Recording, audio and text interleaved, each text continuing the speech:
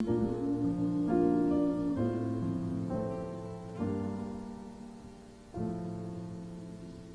que nós mesmos podemos fazer.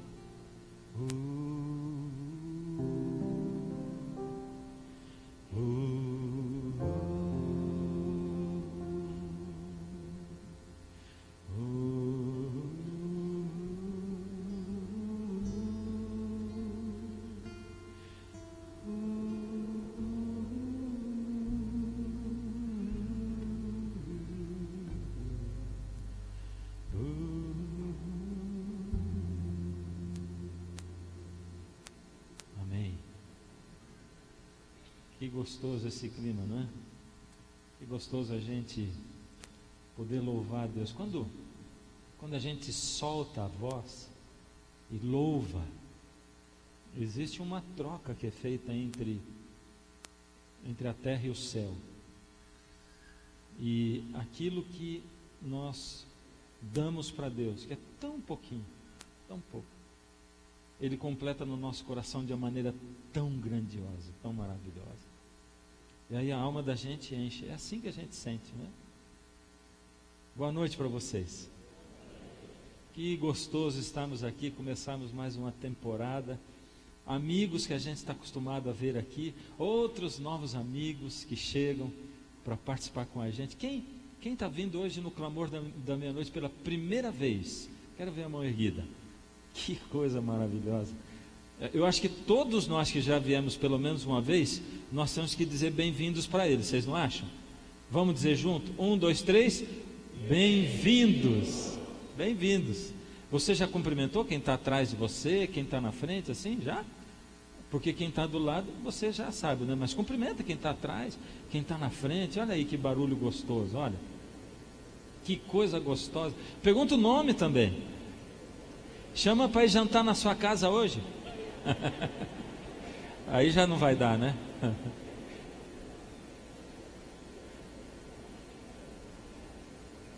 Eu queria aproveitar esse tempo para cumprimentar você que é membro da Igreja Central de Curitiba virtual, né? Você que está nos assistindo aí pela internet, que é nosso membro fiel, sincero.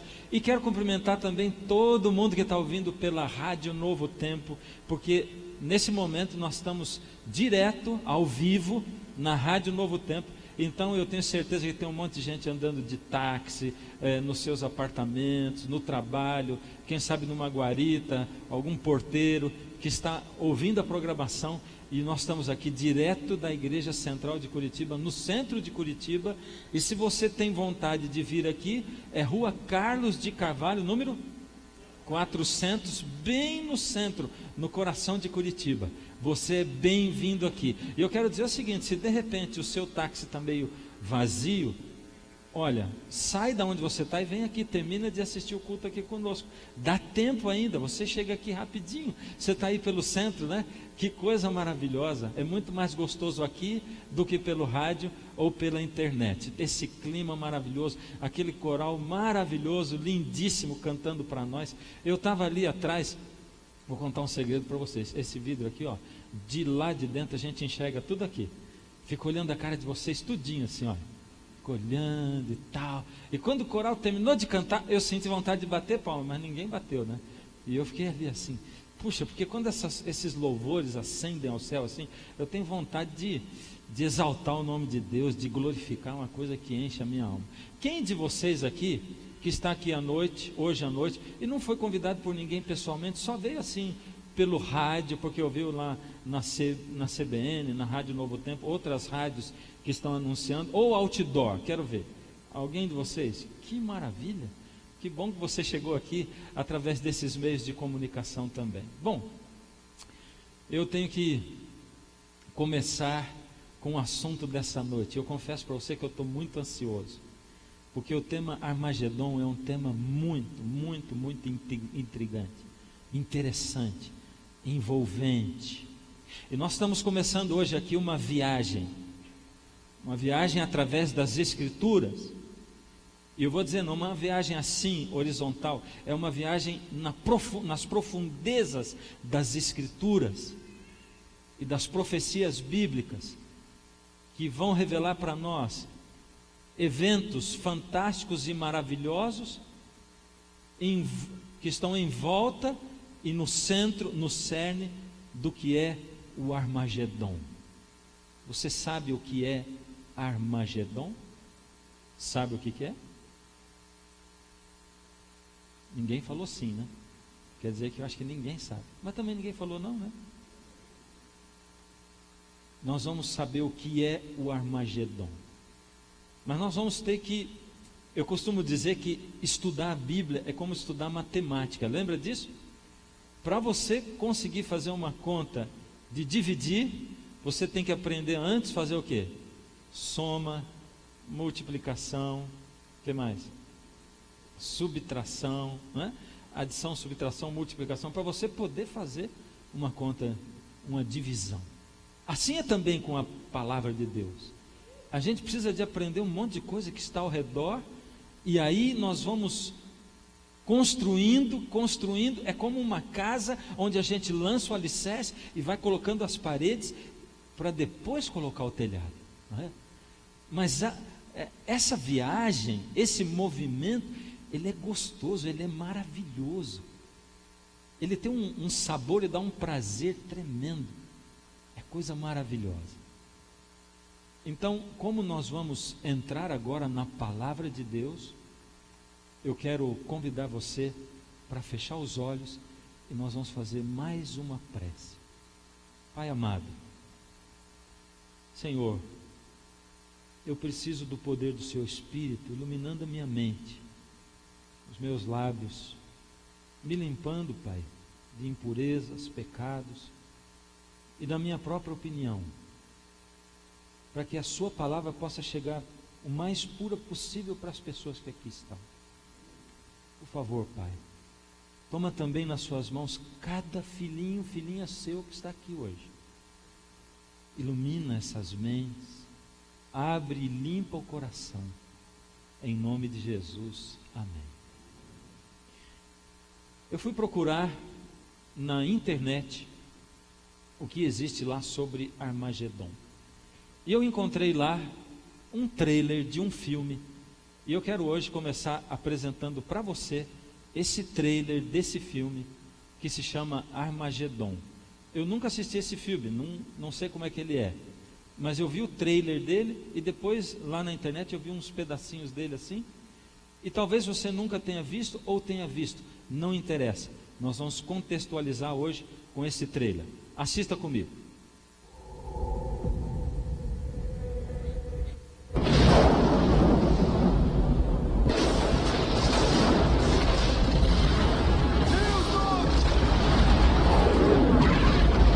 Entendemos o contato.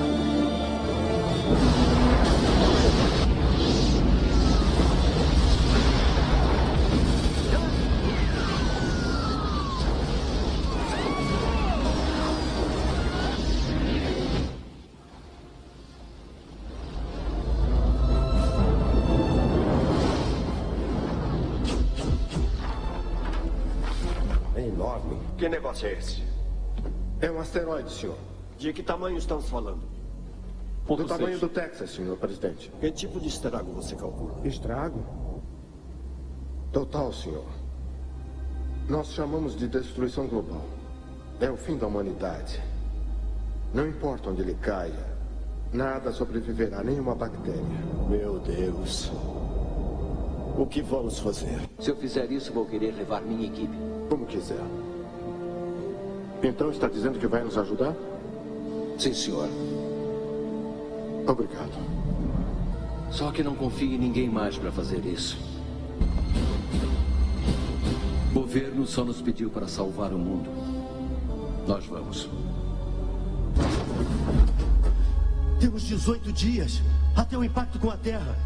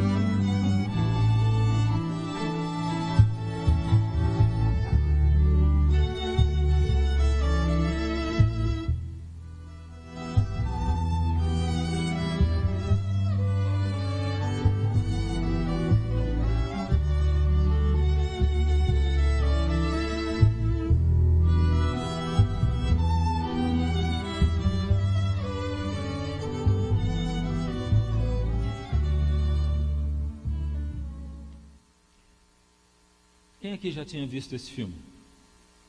Muitos de vocês. Pelo que eu entendi, eles estão entendendo que em algum momento na história desse mundo, um asteroide deve vir se chocar com a Terra. E que isso causaria uma destruição total do planeta. Será que isso é possível? Duas perguntas. Será que essa visão é uma visão científica ou é uma visão de Hollywood? É alguma coisa que está fora da realidade? Opção 1 ou opção 2? O que você acha? 1 ou 2? Vocês estão sem pique, né? Lembra como é que é aquele negócio, né? A gente conversa aqui, né? E conversa, sabe como é que é? Um pergunta e outro responde, né? Opção 1, é científico isso? Opção 2, invenção de Hollywood? 1 ou 2? 2?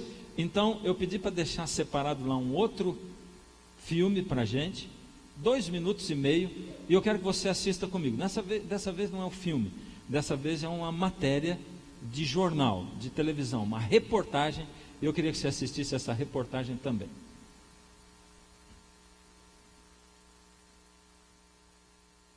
Um meteoro de 10 toneladas se chocou com a atmosfera da Terra nesta sexta-feira. O choque que ocorreu sobre a Sibéria, na Rússia, deixou quase 1000 feridos, assustou milhares de pessoas e causou bastante destruição. Era de manhã quando um rastro incandescente cruzou o céu acima de Chelyabinsk, cidade a 1.500 quilômetros a leste de Moscou. Subitamente, uma espécie de flash iluminava o cotidiano de 1 milhão de habitantes da cidade. Algumas pessoas conseguiram fazer imagens do meteorito que entrou na atmosfera com uma velocidade estimada em 54 mil quilômetros por hora. Ele viajou pela atmosfera e explodiu com o atrito do ar. Houve pânico, porque depois da forte luz se ouviu uma explosão. Logo depois, uma onda de choque. Lá fora fazia menos 18 graus e com o choque uma enorme quantidade de janelas tiveram seus vidros quebrados. As autoridades russas disseram que 3.000 prédios foram danificados. O teto dessa fábrica de zinco desabou parcialmente. Como muita gente se aproximou das janelas ou saiu para ver o que acontecia, os estilhaços acabaram ferindo essas pessoas. Quase 1.000 foram atendidas nos hospitais. 2 estão em estado grave. Nessa escola, os alunos tinham aula de judô. Repare a luz. E depois, como todas as janelas explodem. Essa é a imagem da cratera do que se acha que era um fragmento do meteorito, que calcula-se, tinha 10 toneladas. Uma nuvem ficou ainda um bom tempo no céu, marca do rastro de onde passou esse assustador visitante vindo do espaço. Esse homem contou que viu o flash de luz e minutos depois uma explosão forte. As pessoas ficaram com medo, alguém gritou que era o fim do mundo. Parecia coisa de cinema, ele disse. De certa maneira, os russos deram sorte, porque são raras as oportunidades de sentirmos que existe muito mais do que a Terra, que o nosso planeta é apenas um dos milhões de astros girando pelo espaço. Mas os cientistas explicaram que a queda de meteoritos é, na verdade, um evento bastante comum, mas que normalmente eles caem em oceanos ou em áreas desertas. A Rússia, por ser o maior país do mundo, tem mais chances de ser atingida. Os meteoritos são comuns aqui na Terra, os asteroides não. Os meteoritos são pequenos, os asteroides são grandes. O asteroide que passou nesta sexta-feira perto de nós tinha o tamanho de um campo de futebol. Em termos astronômicos, raspou na Terra. Agora, em termos de risco para nós, passou muito longe. Um impacto de um astro numa velocidade dessa, né, mesmo que ele tivesse a consistência de um pudim, ele poderia destruir uma cidade inteira. O cinema já viajou na ideia de uma turma de heróis sair da Terra para enfrentar a ameaça de um asteroide que caminhava na nossa direção. E por incrível que pareça, isso um dia pode acontecer. E agora, opção 1 ou 2? É por isso que eu gosto de estudar a Bíblia e de conhecer as coisas, porque muitas vezes a gente tem ideias preconcebidas, na maioria das vezes, e quando nós começamos a estudar e nos aprofundar, com a mente aberta, nós vamos começando a conhecer as coisas. Bom, essa matéria do jornal a gente editou e eu percebi que ficou meio confuso, né? Aquele que passou perto ali da Rússia era um meteorito ou um asteroide? Era um meteorito, certo? Mas naquela mesma época passou também um asteroide. E aí a reportagem falava dos dois. Não é o meteorito que pode destruir a Terra, mas o asteroide, porque ele é grande. É isso que ela termina falando. E ela diz que isso pode acontecer. Pode acontecer sim, de um asteroide. E você viu o asteroide como é que ele é? Eles mostram ali em 3D naquela reportagem. Eles parecem com o quê? Qual é a aparência dele? Ele se parece com uma pedra. Uma pedra? Uma pedra. O asteroide, ele disse ali, uma pedra do tamanho de um campo de futebol. Ou seja, uma tremenda de uma pedra. E ele disse que se tivesse a consistência de um pudim e se chocasse com a terra, poderia fazer um estrago tremendo. Não é verdade? Por causa da força do choque com a atmosfera. Agora, eles dão um nome a isso, e eu fui procurar mais ainda na internet, e achei um episódio de um documentário do Discovery Channel, falando a respeito de um... agora confundi meteorito e asteroide. De um asteroide que pode se chocar com a Terra, e eles colocam o nome disso de Armagedon também. Puxa, será que isso é o Armagedon da Bíblia? É um meteorito, um asteroide, se chocando com o nosso planeta? Será que é isso? Sim ou não? Sim ou não? Certeza? Sim ou não? Já mudou, você viu? Olha que coisa tremenda, né? É só perguntar se tem certeza, você já não tem certeza de mais nada. É assim mesmo. Mas isso é bom. Vamos caminhar, vamos continuar conversando. Bom, quando a gente olha para essa palavra Armagedon, ela aparece na Bíblia. E é daí que eles extraem o termo Armagedon. Mas o Armagedon aparece na Bíblia pela primeira vez no livro do Apocalipse, que é o último livro da Bíblia. E, em geral, o livro mais temido e mais desprezado do mundo cristão. As pessoas olham para ele e muitas vezes não conseguem entender, porque não estudam. Porque se você abrir o Apocalipse, e eu quero que você abra comigo, vamos abrir Apocalipse, capítulo 1, verso 1. Pegue a sua Bíblia, e a gente procura deixar Bíblias espalhadas aqui pela igreja também, para que você, se você não tem a sua Bíblia, para que você possa acompanhar conosco. E depois, você que vier aqui, quando chegar no final da programação da nossa série, você vai ganhar uma Bíblia muito linda. Você viu que linda aquela Bíblia? Tem até índice, mais fácil para você achar. Mas olha, Apocalipse 1, verso 1 diz assim: revelação de Jesus Cristo, que Deus lhe deu para mostrar aos seus servos as coisas que em breve devem acontecer, e que ele, enviando por intermédio do seu anjo, notificou ao seu servo João. Foi o profeta João que escreveu o Apocalipse, e a Bíblia diz que o Senhor Jesus deu para o anjo, e o anjo deu para João entregar para nós, e diz que o Apocalipse é o quê? Revelação de Jesus Cristo. Se você for olhar em inglês, o nome Apocalipse é revelação. Na Bíblia você procura Apocalipse e é revelação. Se o nome é revelação, por que a maioria das pessoas foge dele e não entende? Se é revelação, é porque através dele Deus quer dar um monte de notícias e de informações importantíssimas para nós. Então quer dizer que nós precisamos buscar, pesquisar, com oração e com o coração aberto, para que Deus possa nos dizer. E a Bíblia, ela é incrível de se decifrar, porque nós não podemos usar nenhuma outra coisa mais para decifrar a Bíblia, mas sim a base para a interpretação da Bíblia é o quê? Ela mesma. A Bíblia interpreta a Bíblia, comparando um texto com o outro, sempre dentro do contexto, né? Essa palavra Armagedon aparece no Apocalipse pela primeira vez. Ó, que coisa! Mas será que dá para entender? Dá. Você vai ver como dá. Continuando, são espíritos de demônios que realizam sinais miraculosos.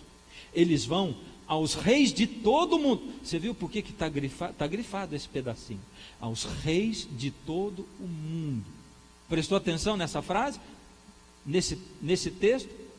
Eles vão aos reis de todo o mundo, a fim de reuni-los para a batalha do grande dia do Deus Todo-Poderoso.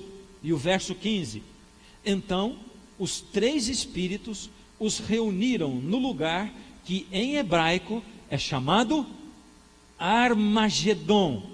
Então você encontra essa palavra Armagedon aqui, dentro desse contexto, com todos esses bichos horríveis reunindo num lugar chamado Armagedon. Quem?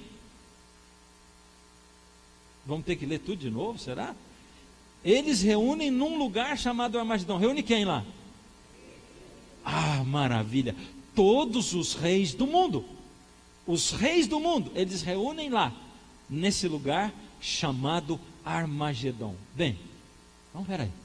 Ali diz um pouco antes, no primeiro verso, que eles vão ser reunidos para o dia da grande batalha do Senhor.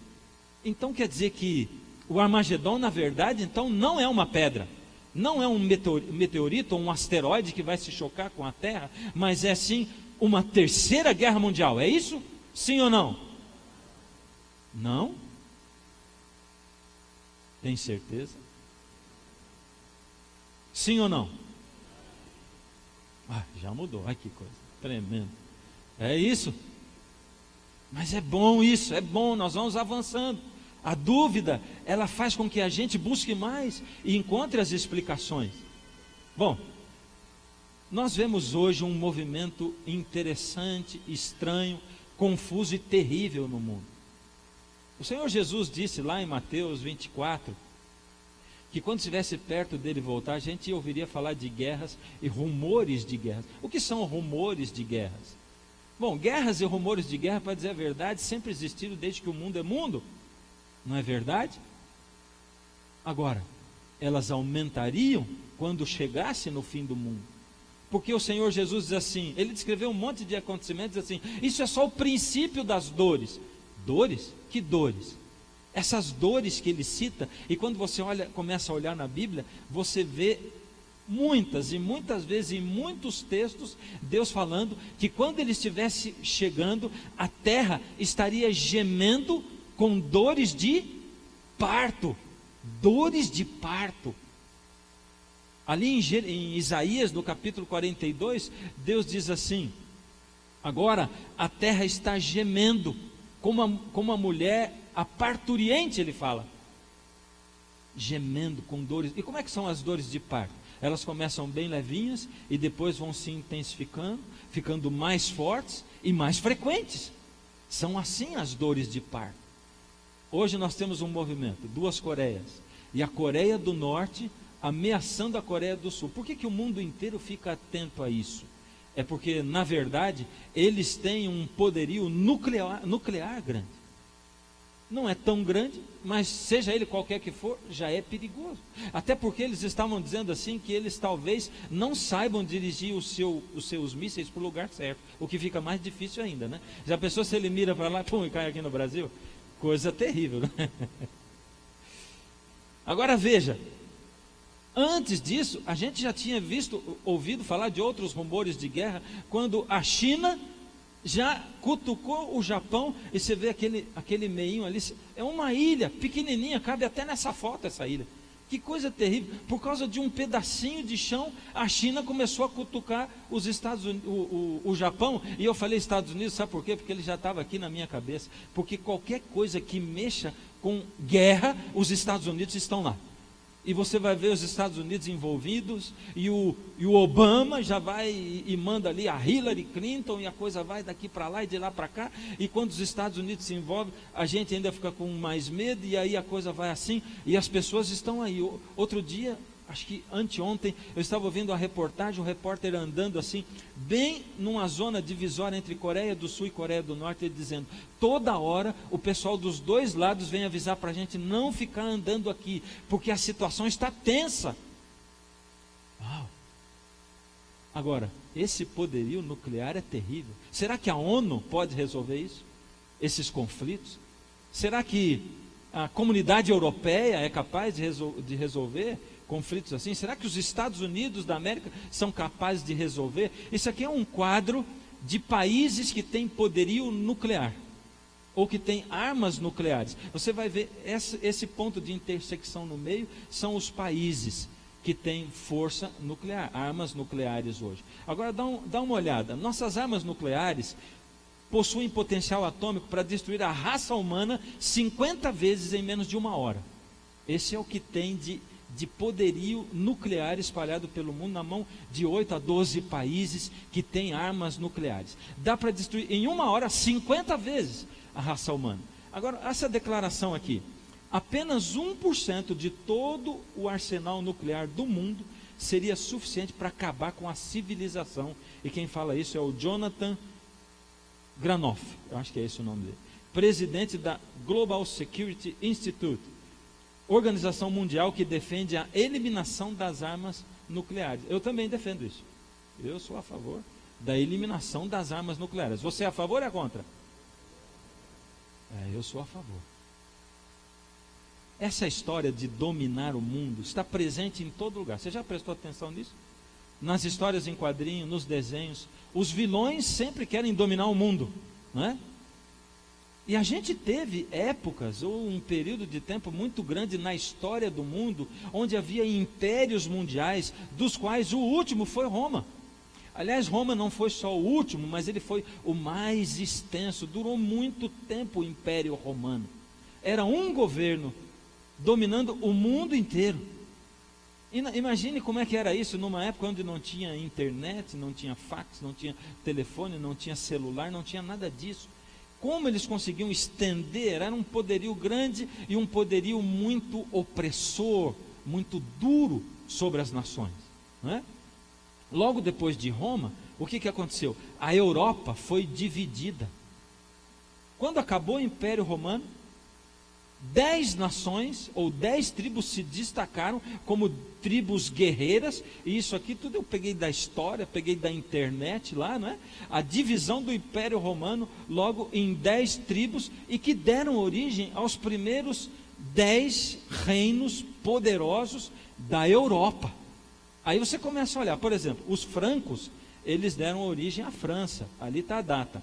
Os alemães, a Alemanha, os burgúndios, a Suíça, os suevos deram origem a Portugal, os vândalos à África, os visigodos à Espanha, os saxões à Inglaterra, os lombardos à Itália, os ostrogodos em outra parte da Itália e os érulos na outra parte da Itália. Foram essas as 10 tribos que se destacaram e que, agora dividindo o Império Romano, eles tomaram conta daquele tempo. Olha só, depois disso, o homem tentou, houve pessoas que tentaram conseguir um império mundial. Você lembra de alguém que tentou isso? Não? De quem? Hitler. Hitler tentou isso. E olha, ele chegou perto. Cada vez que eu leio um pouco, ou vejo algum documentário a respeito da Segunda Guerra Mundial, eu fico apavorado em pensar como um ser humano maluco foi capaz de dominar tanta gente, como ele foi capaz de conseguir uma lealdade tão grande para cometer atrocidades tão grandes, e como ele estendeu o poderio dele, mas ele não conseguiu conquistar o mundo e estabelecer um outro império mundial. O último império mundial foi Roma, depois não teve mais, mas antes de Hitler teve alguém mais que tentou. Quem? Napoleão Bonaparte, e foi vencido na famosa guerra de Waterloo. Ali ele perdeu a batalha. Agora, essas pessoas tentaram pelo poder de novo e pela força. Hoje se vê que não dá mais para conquistar o mundo e ter um império mundial pela força. E muitos outros líderes pensaram isso. Então alguns ou muitos deles tentaram fazer estratégias diferentes. Sabe qual foi a estratégia que eles buscaram para tentar o poderio mundial? Tentaram promover casamento entre uns e outros. E eu vou dizer para você, quando eu comecei a pesquisar isso aqui, para poder pregar aqui essa noite, isso aqui está parecendo uma aula de história, né? Mas fica tranquilo, porque vai piorar a aula de história aqui. Mas quando eu comecei a pesquisar, eu fui ficando assim, de olho grande, abismado de ver o que eu encontrei. Eu encontrei que ali na Europa, e aqueles reinos, os iniciais e depois os que vieram depois, eles casaram tanto entre si, nem eu sabia que era tanto assim. Esse rei Cristiano IX da Dinamarca, ele é chamado o sogro da Europa, sabe por quê? Eu peguei só alguns parentes dele, né? Principalmente os que estavam ligados aos primeiros filhos.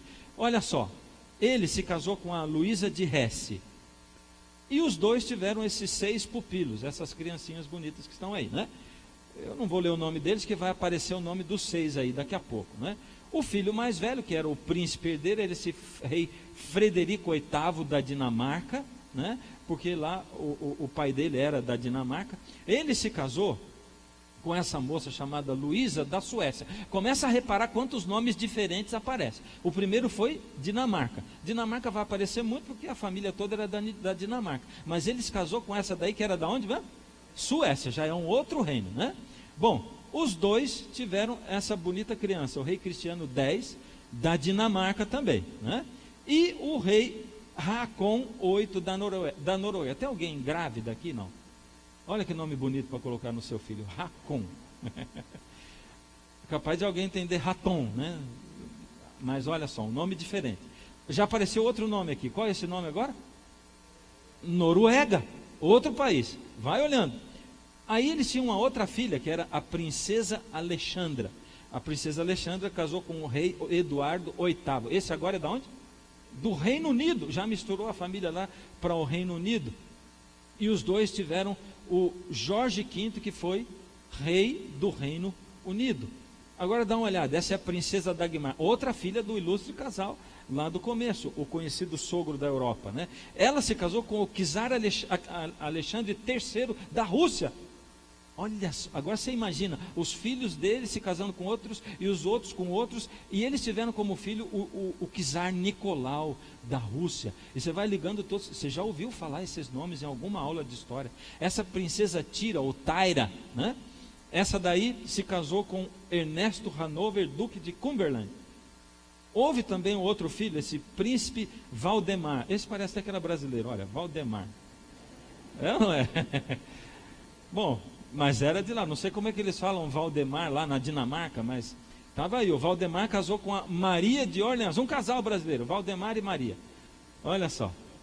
E aí, e esse aqui, esse é o último filho que eu vou apresentar, é o rei Jorge da Grécia. Ele era filho do casal da Dinamarca, mas ele se tornou rei da Grécia depois. Tem toda uma história lá de como aconteceu. Ele casou com a Olga Constantinova, que era uma parente bem próxima do rei da Grécia. Ele era o 4º sucessor no trono, mas ela era bem pertinho. Casou com ela, pronto, passou na frente do outro. E agora eles tiveram esse filho aí, o rei Constantino I da Grécia. É uma mistura tão grande que quando a gente olha para a pessoa que a gente conhece mais próxima, a rainha Elizabeth da Inglaterra, que é viva até hoje, ela é prima do Alberto II da Bélgica, do Harold V da Noruega, do Juan Carlos I da Espanha e do Carlos VI Gustavo da Suécia. Olha só o parentesco, está tudo ligado a coisa. Por que eles faziam tanta ligação? Ela também é prima dos reis antigos, o Miguel da Romênia, o Constantino II da Grécia, e também faz parte das antigas casas reais da Prússia, da Alemanha, da Rússia e do último rei de Portugal. Puxa, que confusão. Por que isso? Porque eles tentaram uma estratégia diferente. Por guerra não vai dar para conseguir conquistar o mundo. Então nós vamos conquistar como? Casamento. Vamos ligar por casamento. E eu acho que eles estão tentando ainda até hoje essa coisa. É um emaranhado muito grande. Agora, a Bíblia, a palavra de Deus, ela fala para nós em um texto muito especial, é uma das profecias mais claras da Bíblia, e aqui agora eu vou fazer um parêntese para poder apresentar para você uma coisa que é uma chave de interpretação da profecia. Presta atenção. já que essa é uma profecia bem fácil, porque ela está toda explicada lá, você lê e está tudo explicado minuciosamente, a gente tem que pegar essa profecia fácil e tirar dela um cabeçalho, uma chave para interpretar outras profecias. Termos difíceis que vão aparecer em outras profecias e que ali estão sendo explicadas. Você entendeu o que eu falei? Daniel 2 é o livro e o capítulo. Presta atenção, porque hoje nós vamos nos deparar com essa profecia maravilhosa. Daniel, capítulo 2. Pega a sua Bíblia. Vamos dar uma olhadinha o que diz ali na Bíblia. Esse quadro que eu coloquei ali é uma pintura que representa o rei de Babilônia, Nabucodonosor, e que reinou e foi imperador de Babilônia a partir do ano 603, 605 antes de Cristo. Antes de Cristo, um império mundial tremendo. E por que nós estamos indo aqui para Babilônia para estudar Daniel 2? É porque eu disse para você que a Bíblia, ela fala de uma pedra vindo na direção do planeta Terra. Ela fala de uma pedra vindo na direção do planeta Terra. Opa, e agora? Apocalipse disse que o Armagedon é uma guerra onde todos os reis da terra são reunidos num lugar chamado Armagedon. Mas esse texto de Daniel fala de uma pedra vindo na direção da terra. E agora? O Armagedon é o meteorito, é o asteroide, ou ele é a guerra? O que será o Armagedon? Daniel capítulo 2, verso 1 diz assim: no segundo ano do reinado de Nabucodonosor, teve um sonho. O seu espírito se perturbou e passou-se-lhe o sono. Então o rei mandou chamar os magos, os encantadores, os feiticeiros e os caldeus, para que declarassem ao rei quais lhe foram os sonhos. Eles vieram e se apresentaram diante do rei. Disse-lhes o rei: tive um sonho, e para sabê-lo está perturbado o meu espírito. O verso 4 diz assim: os caldeus disseram ao rei em aramaico: ó rei, vive eternamente, dize o sonho a teus servos, e daremos a interpretação. Respondeu o rei e disse aos caldeus: uma coisa é certa, se não me fizerdes saber o sonho e a sua interpretação, sereis despedaçados e as vossas casas serão feitas monturo. Vamos parar por aqui. E eu vou começar a contar para vocês agora a história, para a gente não ler todo o capítulo 2 de Daniel, e daqui a pouco a gente volta ali na Bíblia. Esse é o ano 605 antes de Cristo. Nabucodonosor, um tremendo imperador, um general valente, poderoso, ele tinha uma estratégia. Lembra que eu perguntei para vocês agora há pouco? Já pensou que era ter um império como o Império Romano, dominando aí o mundo inteiro, numa época onde não tinha telefone, não tinha fax, não tinha e-mail, internet, não tinha nada disso? Não tinha avião, não tinha carro. Como é que fazia para viajar e esse tipo de coisa, para manter todo esse poderio? Nabucodonosor foi imperador e dominou o mundo inteiro da sua época no Império de Babilônia, 605 anos antes de Cristo. Ele tinha uma estratégia. Qual era a estratégia dele? Ele conquistava o país, e ao conquistar aquele país, ele trazia para dentro de Babilônia e para dentro do palácio real os homens mais sábios, os religiosos, os magos, os adivinhos, os sábios mesmo, os príncipes de cada país, ele trazia para dentro do palácio de Babilônia.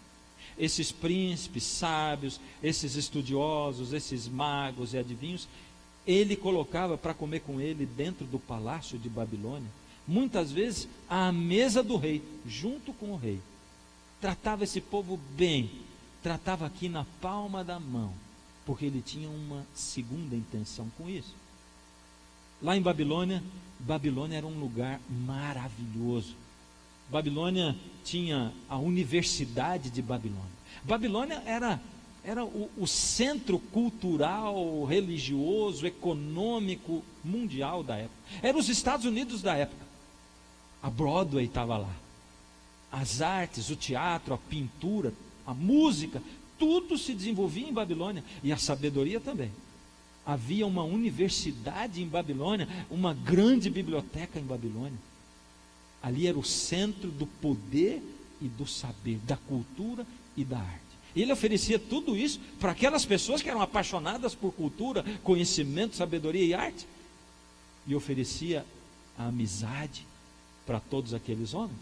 Depois de um tempo, quando ele terminava de, entre aspas, criar aqueles jovens, ele devolvia para os seus países, para que eles reinassem os países deles, fiéis à Babilônia, porque eles eram amigos de Nabucodonosor. Por isso, Nabucodonosor convivia com as religiões de todo esse povo. Ele aceitava que cada um tivesse sua religião, que cada um adorasse o seu Deus, desde que eles também aceitassem adorar os deuses dele. Marduk, o rei principal de Babilônia, Bel. Mas eles podiam ter o deles também, desde que eles aceitassem. Você consegue enxergar uma situação parecida com essa hoje no mundo? Uma certa amizade entre pessoas de todas as religiões e crenças, uma convivência pacífica entre essas religiões. Consegue enxergar isso no mundo? Sim ou não? Sim. Engraçado, quando eu era menino, a gente não ouvia falar das religiões estarem tão unidas. A palavra ecumenismo era um palavrão, ninguém queria ouvir falar nisso.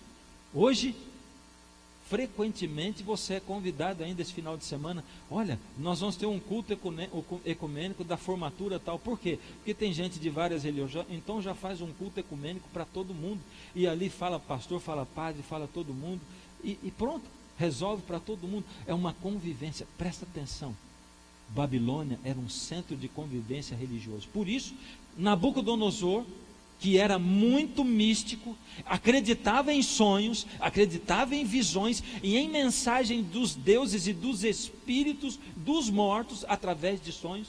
Naquela noite dormiu. E sabe, tem sonho e sonho, é ou não é? Alguém de vocês já teve um sonho diferente? Um sonho que fazia sentido, um sonho que chamou muito a atenção e que você ficou pensando a respeito dele. Que será que isso significa? Será que significa alguma coisa? Quem já teve isso? Quero ver. Eu vou abaixar a mão porque comigo nunca aconteceu. Comigo não. Meu sonho não faz sentido. Não tem pé nem cabeça. Olha, e eu vou contar para vocês o sonho que eu mais gosto de sonhar. Eu geralmente saio correndo numa ladeira para baixo, não para cima. Lógico, porque senão seria um pesadelo. Eu saio correndo numa ladeira para baixo e de repente eu vou dando uns passos maiores assim, sabe? E aí eu dou um pulo assim e vai assim uns 5 metros no ar e daqui a pouco dou um pulo maior e daqui a pouco eu estou voando. Olha, que sonho delicioso. Não faz sentido nenhum, lógico, imagina como é que eu vou voar, não é? Mas é uma delícia sonhar isso. Você já sonhou que estava voando? Olha, e como o sonho é tão real, eu gosto de sonhar isso. Pena que é tão raro sonhar essas coisas. Mas Nabucodonosor sonhou um sonho que era um sonho diferente, fazia sentido, ele ficou impressionado com aquilo. E ele acreditou que aquilo era uma mensagem dos deuses. Acordou apavorado. Ele tinha participado de uma guerra e que tinha sido muito difícil de ele ganhar. Ou seja, o contexto da vida dele era um contexto de preocupação com seu poderio militar e de repente ele teve um sonho tremendo e terrível. Acordou no meio da noite, como ele era um camarada muito bravo, ele era muito tempestivo, temperamental. No meio da noite ele mandou chamar todos aqueles sábios, adivinhos, astrólogos, todo aquele povo que estava ali no meio. Os homens da ciência e das ciências ocultas também, chamou todo mundo, os magos, trouxe todo mundo para o palácio e disse: eu tive um sonho essa noite, acabei de sonhar. E é um sonho significativo, é uma mensagem dos deuses, mas eu tenho um problema, eu não consigo lembrar o que eu sonhei, e eu queria saber o que eu sonhei e o significado. Que encrenca, hein? coisa terrível. Imagina alguém acordando você no meio da noite para dizer assim: eu queria que você me contasse o que eu acabei de sonhar. E quando eles disseram: rei, conta o sonho, a gente vai dizer a interpretação. Ele diz assim: é o seguinte, uma coisa eu digo para vocês, se não me contarem o sonho e a interpretação, eu vou acabar com a raça de vocês, vou matar vocês todos, vou fazer um monte de vocês. É isso que eu vou fazer com vocês e com a família de vocês. Meu Deus. Aí eu tenho que economizar na história, eu tenho que ir mais rápido. E eu já vou dizer o seguinte: o tempo passou, Daniel não estava lá presente. Daniel ficou sabendo do que estava acontecendo e pediu para Arioque, que era o chefe da guarda de Nabucodonosor, um tempo para ele poder orar para Deus, para pedir para Deus dizer para ele o que era o sonho e qual era a interpretação. Sabe, queridos, tem muita gente que gosta de dar interpretação de sonhos. Tem muita gente que gosta de falar em nome de Deus para outras pessoas. Esse Deus me disse, sabe? Deus me disse para eu dizer isso para você. Deus me disse. E pessoas direcionando a vida de outras pessoas. Nem Nabucodonosor aceitou isso. Eles disseram: fala o sonho e eu conto a interpretação para você. Fácil, né? Você pode inventar qualquer coisa. Eu quero que você me diga o que eu sonhei. Isso é difícil. Se você souber dizer o que eu sonhei, você sabe dar a interpretação. Então faça isso. Quando alguém me diz assim: pastor, eu tenho uma mensagem de Deus para você. Pode acontecer de alguém ter uma mensagem de Deus para mim? Sim, pode acontecer. E acontece. Mas quando alguém vem com uma mensagem de Deus para mim, e uma pessoa que eu não conheço, não sei quem é, ou mesmo alguém que eu conheço em geral, eu digo: irmão, muito obrigado. Agora, o que eu vou fazer com essa mensagem? Vou orar para Deus, que Deus fala com você, Ele fala comigo, Ele fala com todo mundo. Se Deus confirmar para mim isso que você está dizendo, aí eu vou para esse lado. Se Ele não confirmar, nada feito. Porque eu não posso dirigir a minha vida por aquilo que Deus disse para você, ou que você acha que Deus disse para você. Porque muita gente acha que Deus disse, mas Deus não disse. Muitas pessoas se impressionam e direcionam. Eu quero dizer um negócio para você: muito cuidado quando você diz Deus me disse. Quando eu digo Deus me disse, é porque eu estou precisando de uma retaguarda para mim. Eu penso, talvez as pessoas não vão acreditar no que eu estou dizendo. Então, se eu disser Deus me disse, tem um compromisso da pessoa dizer: poxa, mas se Deus disse para ele, eu tenho que fazer. Não posso magoar e frustrar aquela pessoa. Deus me disse. Quando Deus diz, eu não preciso nem dizer que Deus disse, porque quando Deus diz para a gente dizer alguma coisa e você fala, é tão impactante que vai na alma, no coração da pessoa, vai no peito da pessoa, na mente, e aquilo transforma a vida. Deus diz? Sim, Deus diz. Mas a gente tem que lembrar que 99,9% do que Deus quer dizer para alguém já está dito na sua palavra, na Bíblia, revelado ali, para eu ouvir a voz de Deus com o meu contato com a Bíblia. Bom, Daniel ficou sabendo, pediu o tempo, Arioque falou para o rei foi até passeando, disse, Nabucodonosor deve ter pensado assim: estão querendo tempo, né? 3 dias, tá bom, vou dar os 3 dias, mas depois o castigo vai ser pior ainda, se não vier com a coisa. Bom, Daniel orou 3 dias, pediu para os amigos dele. Daniel quem era? Daniel era alguém que fazia parte do principado de Israel. E Nabucodonosor recém tinha conquistado Israel e trouxe agora para a Babilônia Daniel, os 3 amigos dele e algumas outras pessoas. Jerusalém, Judá, ele tinha invadido o reino de Judá, Jerusalém, a capital, e tinha trazido Daniel e os seus companheiros. E Daniel era um jovem ainda, muito jovem, 17 anos. Daniel era um rapaz jovem ligado com Deus. É por isso, queridos, que muitas vezes quando eu olho a juventude dos nossos dias, pessoas de fora da igreja e muitas pessoas de dentro da igreja, eu vejo pessoas tão ligadas em coisas que não são de Deus, e eu vejo as pessoas jovens tão preocupadas com coisas que não são de Deus, E eu vejo, e alguns dizem assim, mas eles são jovens, né? Eles são tão assediados e tal.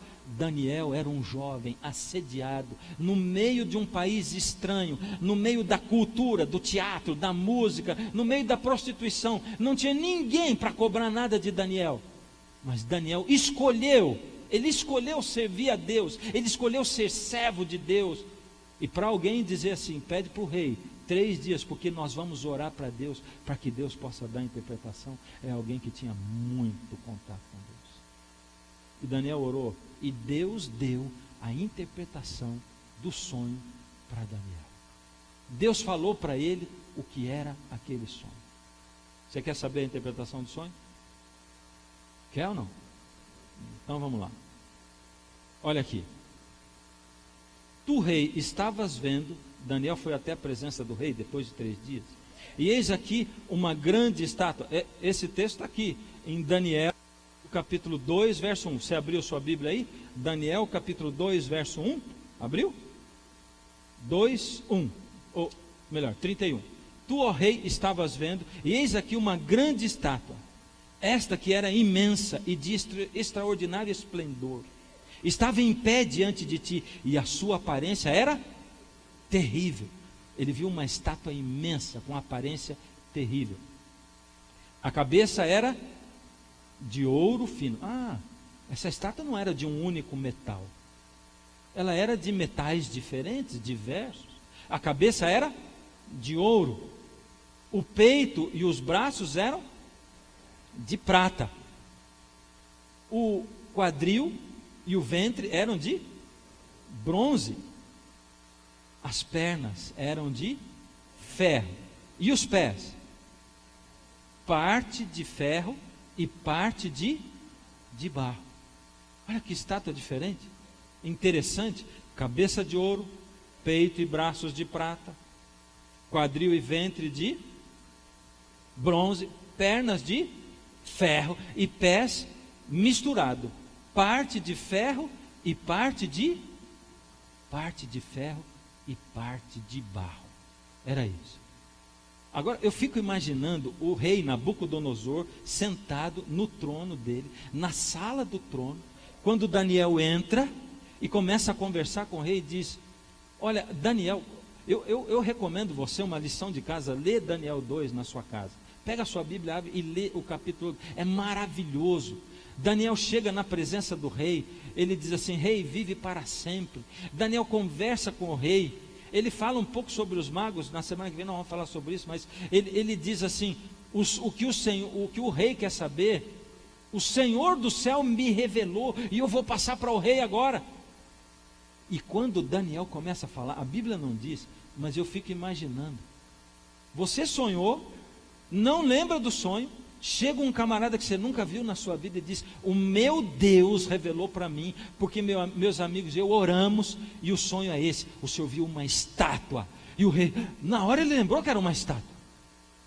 Os olhos dele devem ter se arregalado, e era uma estátua diferente, aparência terrível, assombrosa, a cabeça era de ouro, o peito e os braços, e cada passo o rei, eu imagino que ele estava já quase agachado em cima do trono, estupefato, a sabedoria de Daniel, o conhecimento que Deus deu para ele.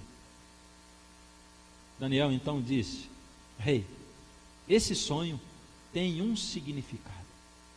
O sonho eu já falei qual era. Agora eu quero lhe dizer qual é o significado desse sonho, o que ele significa.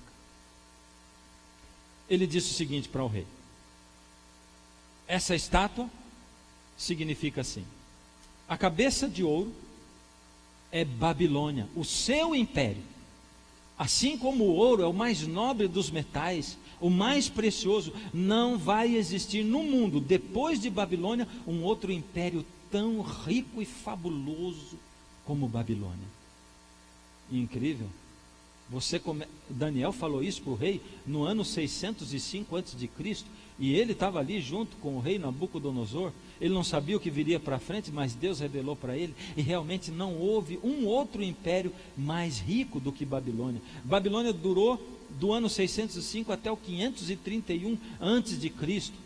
Daniel então disse para o rei: O peito e os braços de prata significam que... deixa eu dar uns comentários. Heródoto diz assim: Babilônia é a cidade dourada.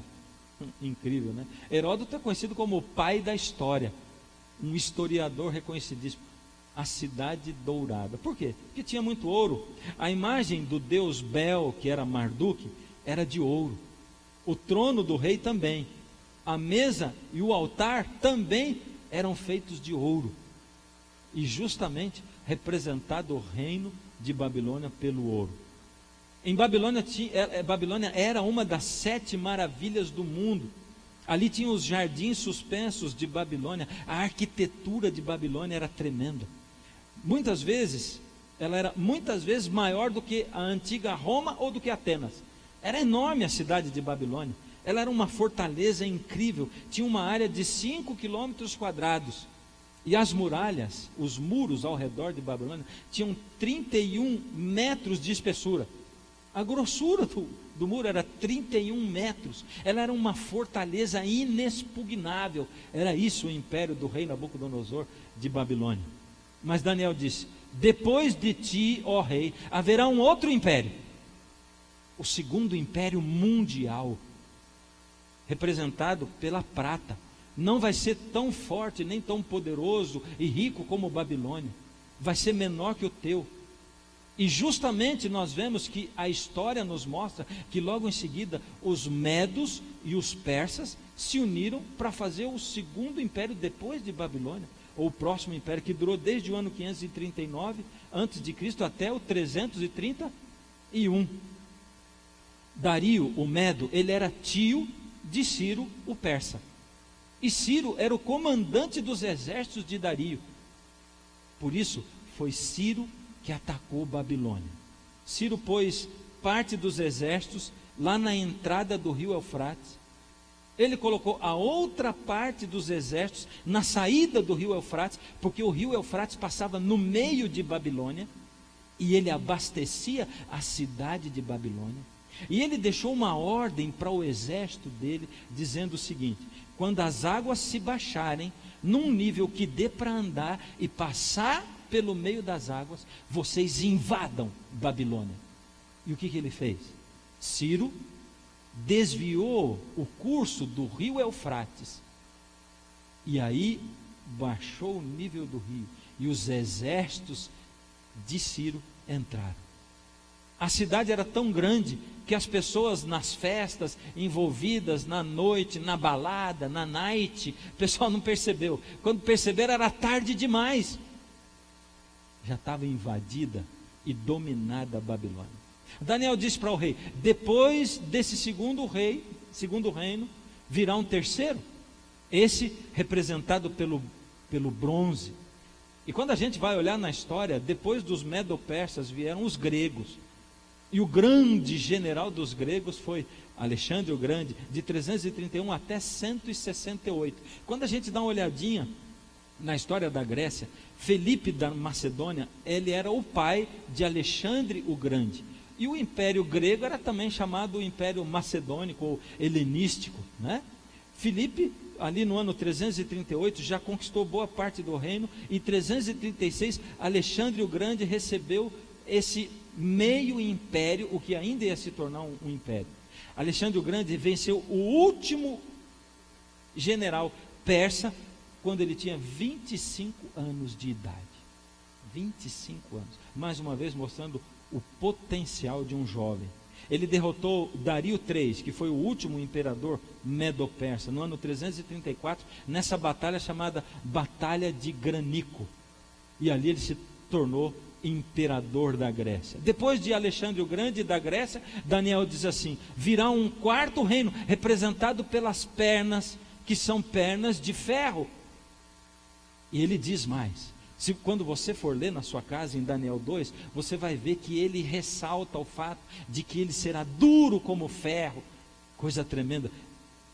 Olhando a história, a gente vê que logo depois dos gregos entrou o Império Romano, que foi de 168 antes de Cristo até 478 depois. Foi o império mais longo. Esse historiador chamado Edward Gibbon, ele diz que o Império Romano foi a monarquia de ferro, porque ninguém foi tão hostil, tão cruel quanto os romanos. Cerca do ano 500 a.C., Roma já se tornou uma república, ainda não era um império, mas 500 anos antes de Cristo. Ficou assim por mais ou menos 500 anos. Por volta de 265 a.C., toda a Itália já era dominada por Roma. E por volta do ano 200 a.C., eles dominaram Cartago, no norte da África. Era o que estava faltando para ele. Cartago era o maior oponente do Império Romano. E por último, eles dominaram os 3 reinos que faltavam dominar de Alexandre e se tornaram um império. Durou quase 600 anos de opressão terrível. E quando o Senhor Jesus nasceu nesse mundo, quem dominava o mundo era o Império Romano, os Césares. Até que, finalmente, o poderio do Império Romano acabou. E depois que acabou o Império Romano, o que aconteceu com o mundo mesmo? Quem foi o próximo imperador? Não teve. Hitler tentou, Napoleão tentou, os reis tentaram se casar entre si para ver se eles conseguiam algum domínio, mas não conseguiram. Olha só o que diz aqui em Daniel capítulo 2, verso 43. Presta atenção, você não pode perder. Diante de tudo isso que eu falei até agora, de história, olha isso aqui. Quanto ao que viste do ferro misturado com o barro de lodo. Quem está falando isso agora? Daniel. Ele está falando para quem? Para o rei Nabucodonosor. Rei Nabucodonosor. Aquilo que o Senhor viu do ferro misturado com o barro, misturar-se-ão mediante casamento, mas não se ligarão um ao outro, assim como o ferro não se mistura com o barro. Vem alguém me falar de Nostradamus? Você já leu alguma profecia de Nostradamus? Porque a raposa dominará subitamente. Sabe quem que é a raposa? Ele diz, a raposa era o Kennedy, porque ele era muito esperto. E ele foi assassinado, ele estava dominando. Tem que ter um exercício muito grande assim de imaginação para você tentar fazer. Isso aqui é declarado, isso aqui é minucioso. Quando Deus fala de uma profecia, Ele fala de detalhes.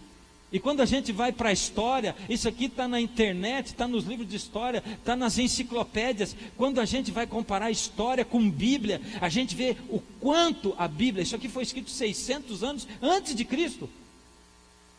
Isso aqui mostra para mim, isso deixa claro, isso joga para mim que eu posso confiar na Bíblia, eu posso confiar na palavra de Deus.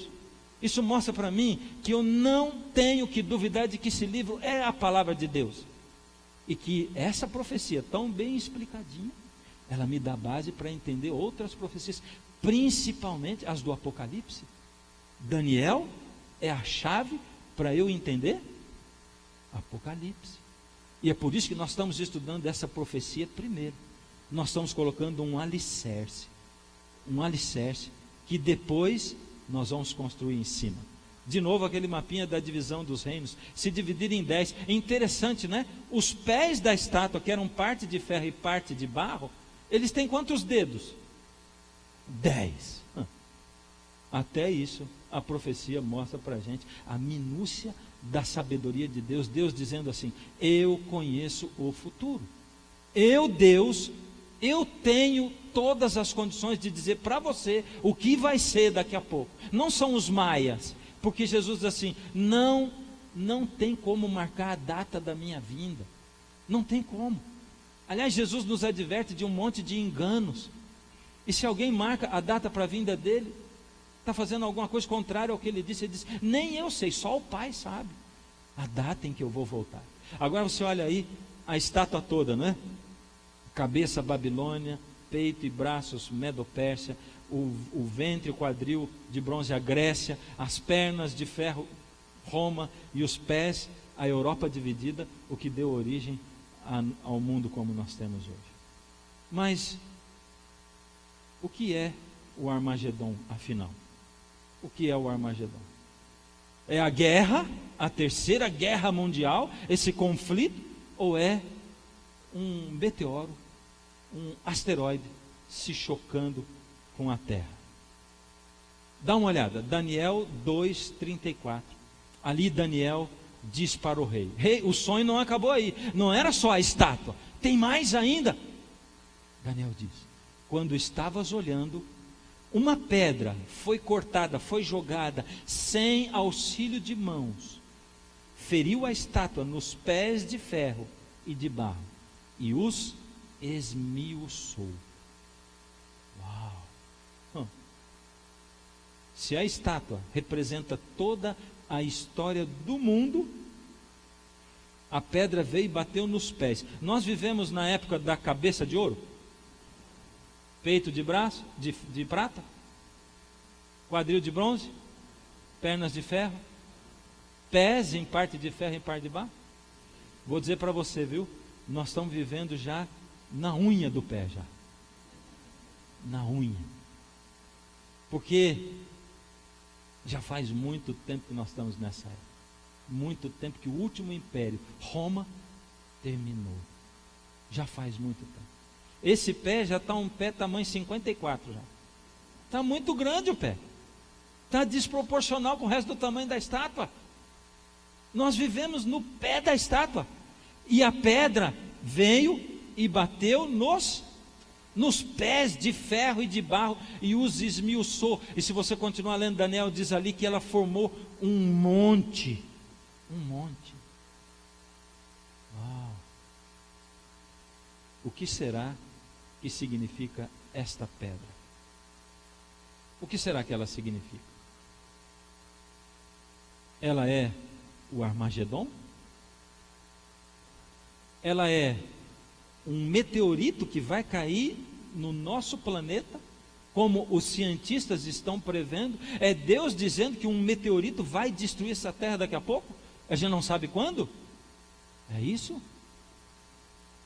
Não. Isso a gente só vai saber semana que vem. Só semana que vem. Aliás, na semana que vem eu quero falar para você sobre a pedra. Domingo. O que ela significa e como ela vai acontecer. Porque essa pedra, ela tem uma função fundamental para nós entendermos todo o resto do Armagedon. E se você acha que você já sabe o que é e que você não precisa, presta atenção, porque você vai estudar essa pedra como você nunca estudou na sua vida.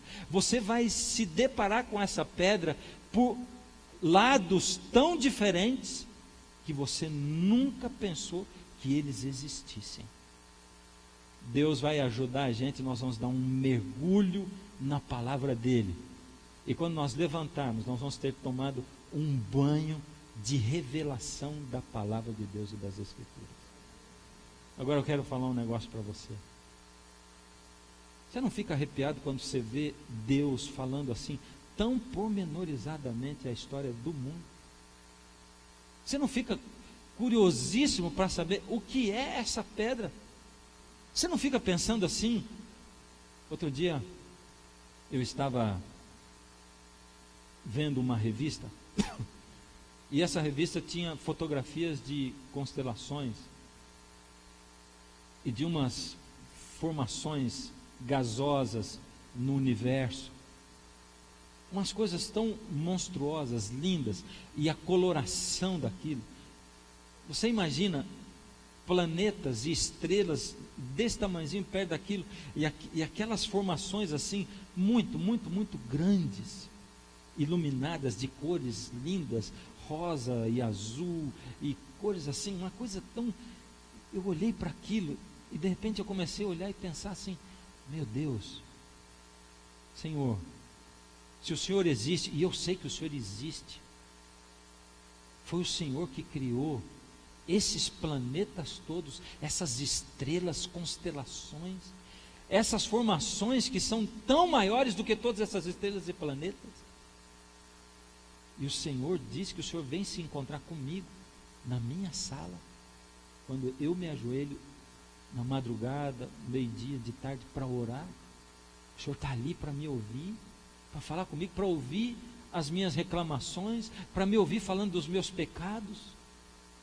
O Senhor está ali comigo, Senhor. Como é que isso pode acontecer? Isso é um mistério tão grande. Se é um mistério, não tem problema, porque Daniel diz para o rei: mas Deus que revela os mistérios fez saber o rei o que há de ser nos últimos dias. Deus que revela os mistérios. Qual é o mistério que a sua vida envolve ou esconde? Que mistério é esse tão grande? Que problema é esse tão grande que você pensa que você e Deus são incapazes de resolver e solucionar? Não existe mistério tão grande para Deus e nem problema tão grande. Não existe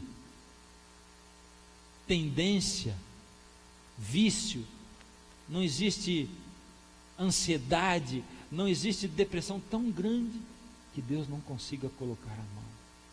Quando alguém se coloca na mão de Deus, conhece os mistérios de Deus, abre a mente, abre o coração, para que Deus fale e Deus se pronuncie. Deus não exige uma fé louca e tonta, sem razão. Deus nos dá subsídios para nós acreditarmos nele. Eu quero dizer uma coisa para vocês. Olhar aquela nebulosa me deu vontade de ver Deus de perto. Me deu vontade de olhar nos olhos dele, de falar com ele, não como quem fala com quem está falando com ninguém, com alguém invisível. De falar com Deus assim, face a face, rosto a rosto. E a gente pode fazer isso. Esse coral que está ali vai cantar a última música já já. Esse coral tem 260 jovens. Nós temos um outro coral aqui, com mais de 100, 140, 160 pessoas. São dois corais, lindos, maravilhosos. São a menina dos olhos dessa igreja. Ali estão nossos jovens, nossos filhos, filhas. Eles estão ali. Tem algumas pessoas que cantam ali que moram em outros lugares de Curitiba. Tem uma menina que canta ali, que mora a mais ou menos 1 hora de ônibus daqui. Longe. O pai dela fica preocupado com ela toda vez. Sexta-noite eles ensaiam, quando ela volta para casa. Filha, você chega muito tarde, que só consegue chegar meia-noite lá, porque o trânsito é pior, sabe como é que é? 11h30, ruas escuras. Um dia desses, o pai dela falou assim: sabe, esses tempos eu estava tão preocupado com ela, chegou quase meia-noite, 11 e pouco, e eu disse para ela: filha, puxa, eu fico tão preocupado, por que você vai lá ainda? Você não frequenta aquela igreja, você gosta de cantar, mas canta aqui na nossa igrejinha. E o pai disse: sabe o que ela me disse? Ela diz assim: pai, se algum dia você me achar morta por aí, saiba que eu morri preparada. 18 anos ela tem. Ela tinha. Porque faz mais ou menos um mês que ela foi encontrada morta mesmo. Lá no bairro dela. Ela não tinha vindo para o ensaio do coral. Tinha saído para uma outra coisa. E foi encontrada morta. Aí há uns 20, 30 dias atrás a gente foi cantar no velório dela, dentro da igrejinha dela. E esse coral que está aí estava com ela no meio, como ela sempre esteve. Só que dessa vez ela estava ali, deitada naquela urna. E o pai dela falou isso naquele dia. Eu disse, ela chegou e eu disse: filha, fico preocupado com você. Ela disse: pai, se me encontrar morta um dia, saiba que eu morri preparada. Preparada. Você sabe o que é morrer preparado? Sabe o que é? Morrer preparado é colocar no coração um alvo de ser como o Daniel foi. Mesmo vivendo no meio dessa Babilônia que a gente vive, ligado com Deus. Jovens de Deus, adultos de Deus, velhos de Deus, idosos de Deus. Você não gostaria de ver o rei também? Ver Jesus face a face assim? Hoje eu tenho um apelo para você, um apelo especial de Deus. O apelo é o seguinte: Deus só vai pedir para você uma coisa. Provavelmente você não tenha fé na Bíblia, não goste de igreja, veio hoje aqui porque teve alguém que insistiu, um amigo, eu sei lá quem, porque a gente ficou aqui, nós oramos muito. Aqui em cima tem uma câmara de oração, nesse oval. 1 hora antes, já tinha uma equipe orando por você que estava para chegar aqui. Já faz 1 mês que a igreja está orando por você que viria aqui essa noite. Nós não sabíamos quem é, mas estávamos orando. Provavelmente você não conheça Deus, não conheça a Bíblia, não acredite nela, acha que crente é um bando de bobo que fica lá, e que pastor é aquele que fica arrancando dinheiro do povo. Mas de alguma maneira Deus mexe hoje com a sua mente, com o seu coração, com a sua alma. E Ele diz: filho, faz o seguinte, tua vida não está legal do jeito que está, fala sério. Então, só abre uma porta e diz assim: Deus, eu quero ver o Senhor face a face. Se o Senhor existe, eu quero ver face a face. Então, Deus, eu só vou abrir uma frestinha na porta, o Senhor passar por ela. Não vou conseguir nem escancarar, Pai. Eu vou abrir uma frestinha. Entra por ela e me mostra que o Senhor é de verdade. Se você quiser dizer isso para Jesus enquanto o coral canta, essa música que eles cantaram aquele dia lá no funeral da Mônica, de 18 anos, quando ela foi a única que não cantou, mas ela disse que foi preparada. Se você quiser, enquanto eles cantam, fica em pé, e eu quero orar junto com você. Eu vou ficar esperando.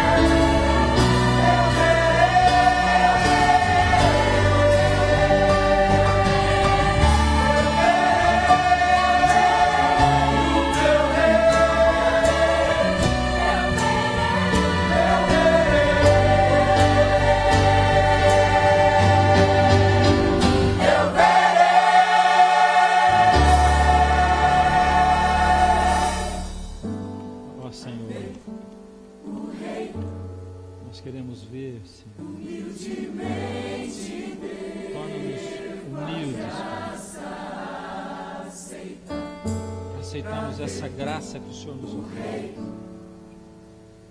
Tua justiça é o manto que dependemos da sua justiça, Senhor. Porque nós não temos nada em nós mesmos. Nós não somos nada. Nada de bom existe em nós. Pai, muitas vezes desistimos de olhar para nós mesmos. Mas nós continuamos com essa vontade de querer ver o Senhor face a face. Quantas pessoas aqui, Pai, nessa noite desejam isso e por isso se manifestaram, Pai. Alguns com uma fé tão pequenininha, outros com mais fé. Nós estamos aqui diante do Senhor, pedindo: Senhor, se manifeste nessas vidas. Fala conosco na nossa mente, no nosso coração. Abre caminhos, Pai. Nós vamos hoje abrir uma frestinha, Senhor, porque nós não temos nem forças para abrir mais, Pai. Passa por ela, por favor. Inunda os corações. Eu não conheço esses corações, mas o Senhor conhece, Pai. Toma-os poderosamente na sua mão, por favor, Pai, e traze-os aqui novamente para um encontro com o Senhor. Aceita essa entrega que nós estamos fazendo, em nome de Jesus. Amém.